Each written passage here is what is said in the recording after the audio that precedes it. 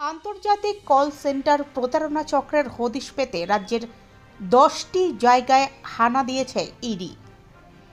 কেন্দ্রীয় এজেন্সির স্ক্যানারে কলকাতার এক ব্যবসায়ী। ইডির দাবি, কলকাতায় বসে বিভিন্ন দেশের নাগরিকদের সফটওয়্যার পরিষেবা দেওয়ার নাম করে প্রতারণা হয়েছে। কোটি কোটি টাকা হাতিয়ে ক্রিপ্টোকারেন্সির মাধ্যমে পাচার করা হয়েছে বলে দাবি ইডির। ইডির দাবি, এখনও পর্যন্ত কল সেন্টার প্রতারণায় আর্থিক কেলেঙ্কারির পরিমাণ 25 থেকে 30 কোটি টাকা। কেন্দ্রীয় বাহিনীকে সঙ্গে নিয়ে একসঙ্গে 10 জায়গায় হানা দিয়েছে এনফোর্সমেন্ট ডিরেক্টরের টিম। কলকাতা, হাওড়া সহ 10 জায়গায় চলছে তল্লাশি অভিযান। প্রায় 3 ঘন্টা ধরে জারি রয়েছে ইডির অভিযান।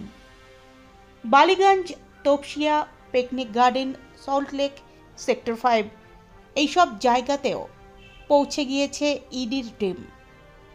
জানা গিয়েছে, সল্টলেক সেক্টর 5-এ রয়েছে এই কল সেন্টারের অফিস।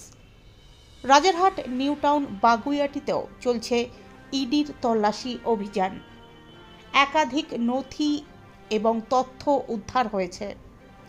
কলকাতার এক ব্যবসায়ীর নাম উঠে এসেছে এই ঘটনায়। ইডি সূত্রে খবর, ব্যবসায়ীর নাম রাজেশ গোয়েঙ্কা। তার বাড়িতেও রয়েছেন ইডি আধিকারিকরা।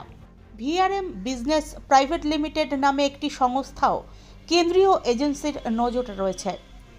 ইডি সূত্রে খবর, কলকাতায় কল সেন্টার খুলে কানাডা, অস্ট্রেলিয়া, আমেরিকার নাগরিকদের সঙ্গে যোগাযোগ করা হতো। তাদের থেকে সফটওয়্যার পরিষেবা দেওয়ার নামে কোটি কোটি টাকা হাতিয়ে নেওয়া হয়েছে প্রতারণা করে। সেই টাকা আবার ক্রিপ্টোকারেন্সির মাধ্যমে পাচার করা হয়েছে। কোনো হাওয়ালা র্যাকেটের ব্যবহার করা হয়নি। গত কয়েক মাস ধরেই অনুসন্ধান চালাচ্ছিল ইডি। জানা যায়, বাঙ্গুর এলাকাতেও একটি কল সেন্টার খোলা হয়েছিল। এইসব কল সেন্টারের মাধ্যমে যে প্রতারণা করা হচ্ছিল সেই সম্পর্কে একাধিক অভিযোগ জমা পড়েছে আগেই। তার ভিত্তিতেই এই তল্লাশি অভিযান। ইডি সূত্রে খবর, কলকাতার বাইরে রাজ্যের অন্যত্রও রয়েছে এই ধরনের আন্তর্জাতিক ভুয়ো কল সেন্টার। অন্য রাজ্যেও এই র্যাকেট ছড়িয়ে রয়েছে কিনা তা খতিয়ে দেখছে কেন্দ্রীয় তদন্তকারী সংস্থা। তদন্তে ইডি আধিকারিকরা জানতে পেরেছেন যে এই আন্তর্জাতিক ভুয়ো কল সেন্টারের পেছনে রয়েছে একটা বড় র্যাকেট। এদের কাজ ছিল বিদেশি নাগরিকদের সঙ্গে প্রতারণা করে কোটি কোটি টাকা হাতানো এবং তা ক্রিপ্টোকারেন্সির মাধ্যমে পাচার করা।